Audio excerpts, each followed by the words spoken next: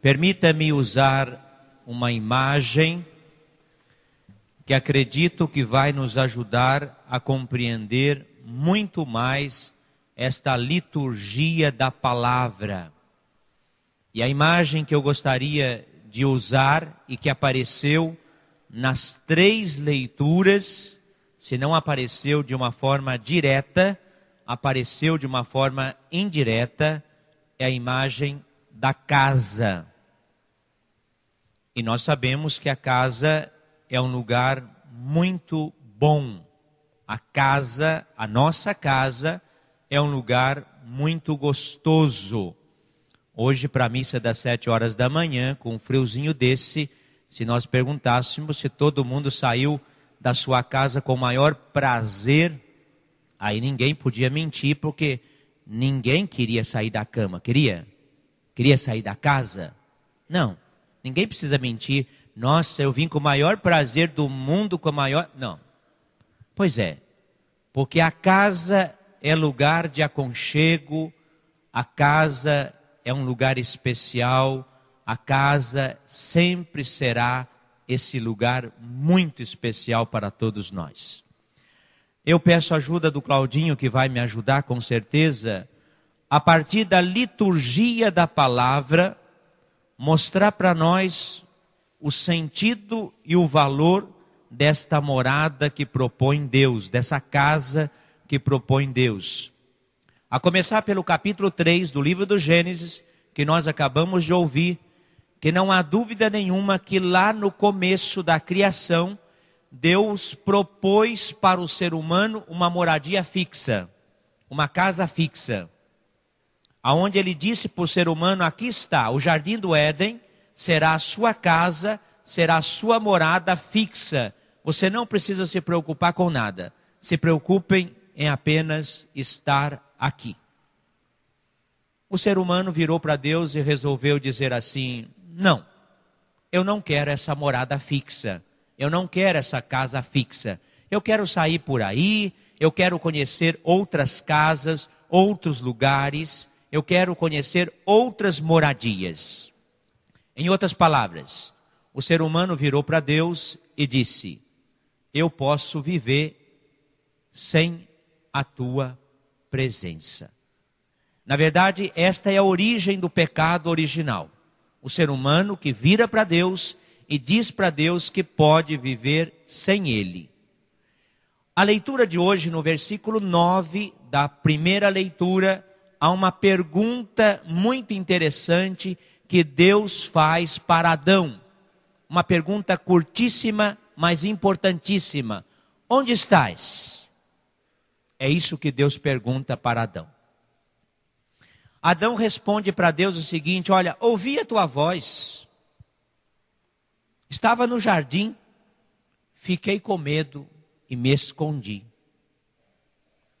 Por causa da desobediência de Adão, por causa do pecado original, por causa da recusa do ser humano com Deus, ele começa a ter medo de Deus. Aquele relacionamento gostoso, no princípio da criação, da proposta de Deus, dizendo para o ser humano, fique aqui, fique tranquilo, em paz, começa a ter um relacionamento dificultado exatamente por causa do não que o ser humano dá para Deus.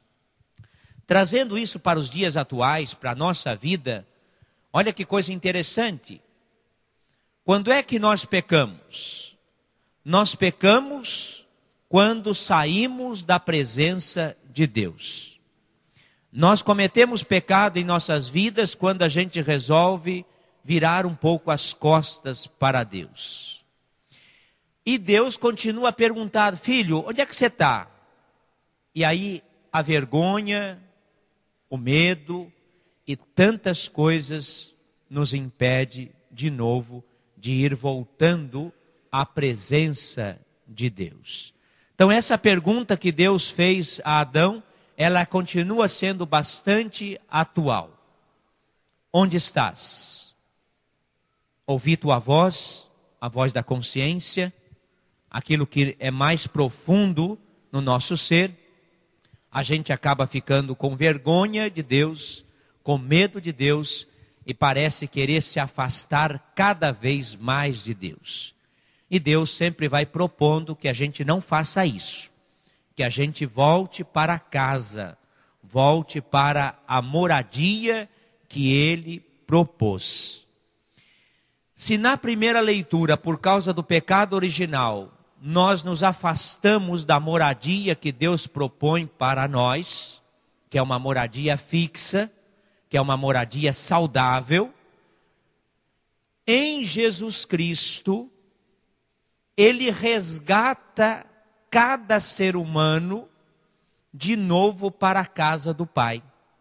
E aí eu começo com o Evangelho, o versículo 20 do Evangelho, olha que coisa bonita que está lá, no versículo 20 do Evangelho. Jesus voltou para casa. Vou pegar só essa expressão em primeiro lugar. Ele voltou para casa. Entenda esse voltar para casa, não só aquilo que ele fazia nas redondezas de Cafarnaum, que era pregar, anunciar, fazer milagres, curar muitas pessoas, mas o voltar para casa também, o resgate de cada ser humano por causa da sua morte na cruz.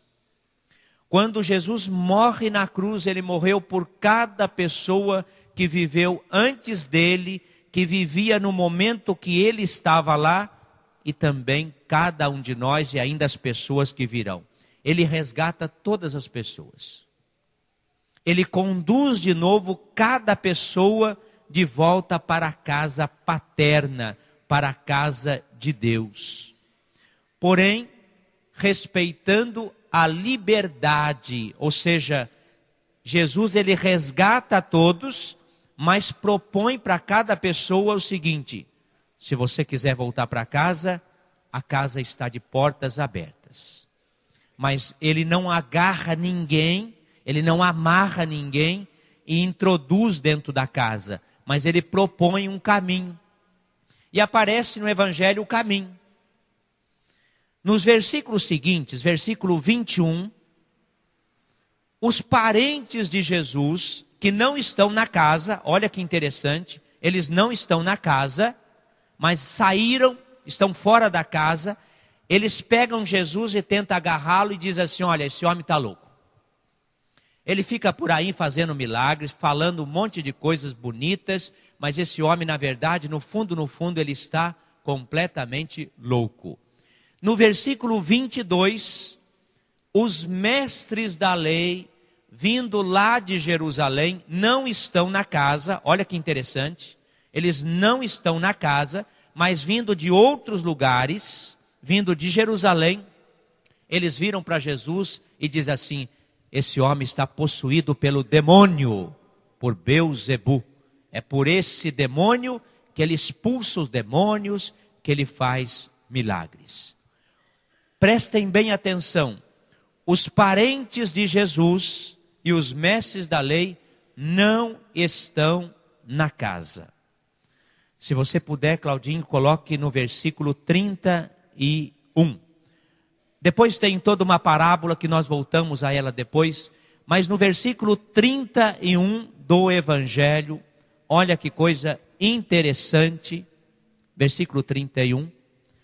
Nisso chegaram sua mãe e seus irmãos, e eles ficaram do lado de fora da casa, também não estão na casa, e mandam chamar Jesus. E Jesus não dá nem bola. Aqui não precisa se preocupar. Não se trata de Maria, a mãe de Jesus. Se trata daqueles parentes mais próximos e daqueles parentes que não compreendiam o que Jesus estava propondo. E São Marcos aqui, ele não está preocupado em falar de Maria, a mãe de Jesus, mas está preocupado de dizer para nós quem é que pode fazer parte da verdadeira família de Jesus. Esta não faz parte, estão fora da casa. O versículo 32 é o mais importante do Evangelho. O versículo 32, eu vou lê-lo até todo ele.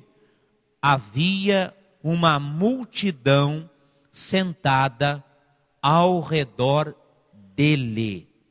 Olha que coisa interessante. Estavam na casa e estavam sentados ao redor dele. No versículo 34, seguindo um pouco mais, olhando para os que estavam sentados ao seu redor, ele vai dizer: aqui estão minha mãe, meus irmãos e minhas irmãs. O que o evangelista São Marcos ele propõe para nós, já que nós estamos usando essa imagem da casa, e que Jesus resgatou todas as pessoas por causa da sua morte na cruz. Ele está propondo o seguinte: quer fazer parte da verdadeira família de Jesus? Então você precisa se sentar aos pés de Jesus para escutá-lo. A condição de você permanecer na casa com Jesus é você ter essa capacidade de sentar aos seus pés e escutá-lo sempre. Aí nós trazemos também a imagem de Maria. Por que nesse evangelho não se fala, não é Maria propriamente dita? Maria sempre esteve aos pés de Jesus. Os discípulos sempre fizeram a experiência de estar aos pés de Jesus. Por isso o grande convite para nós: queremos fazer parte da família de Jesus? Então, para fazer parte da família de Jesus, precisamos ter a coragem de sentar aos seus pés e escutá-lo, ouvi-lo, fazer a experiência dele. Passando para a segunda leitura, segunda carta que São Paulo escreve aos Coríntios, versículo 16, São Paulo vai dizer assim: não desanimem. Não desanimem. Apesar desse percurso, dessa caminhada rumo a uma casa definitiva, não desanimem. Aí São Paulo vai dizer assim: existe um homem exterior e um homem interior.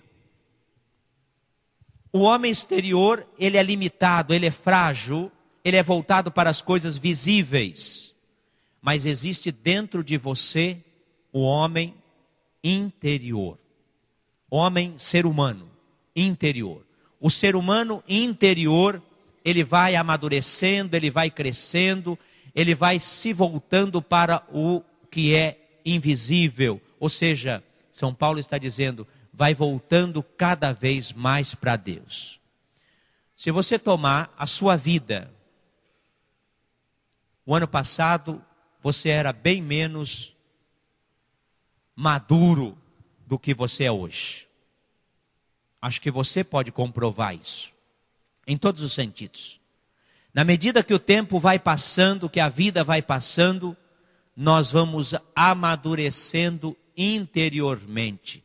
Aquilo que fazemos ontem, hoje a gente deixa de fazer. Aquilo que falávamos ontem, hoje deixamos de falar. E eu concluo já com a imagem da casa, já no capítulo 5 dessa primeira leitura, que é o versículo 1, ainda na segunda leitura. Na segunda leitura, é o capítulo 5, é conclusão.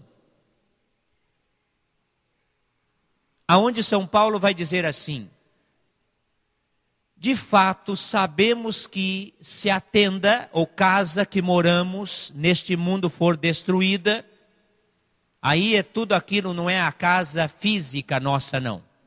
É toda essa nossa construção muito humana, porque no fundo, a nossa vida, ela é uma construção muito humana. O estudo que fazemos, o trabalho que temos, tudo aquilo que nós vamos fazendo, ele é muito humano. Se tudo isso for destruído, olha só o que Deus fará por nós. Deus nos dará uma moradia no céu que não é obra de mãos humanas, mas é obra divina. Então acho que nós devemos sair dessa missa muito animados, muito felizes.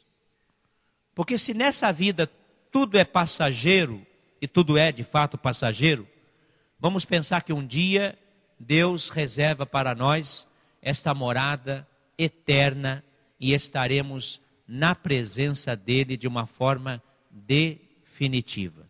É claro que isto não exclui que a gente também possa viver muito bem nesta vida, e devemos viver muito bem nesta vida, e que a gente possa fazer experiências belíssimas de Deus nesta vida. Nós não precisamos e nem devemos esperar a morte e a ressurreição para experimentar Deus. Podemos e devemos experimentar Deus nesta vida. E eu penso até que, se a gente não experimentar Deus nessa vida, na outra também, daí que nós não vamos experimentá-lo. Louvado seja nosso Senhor Jesus Cristo.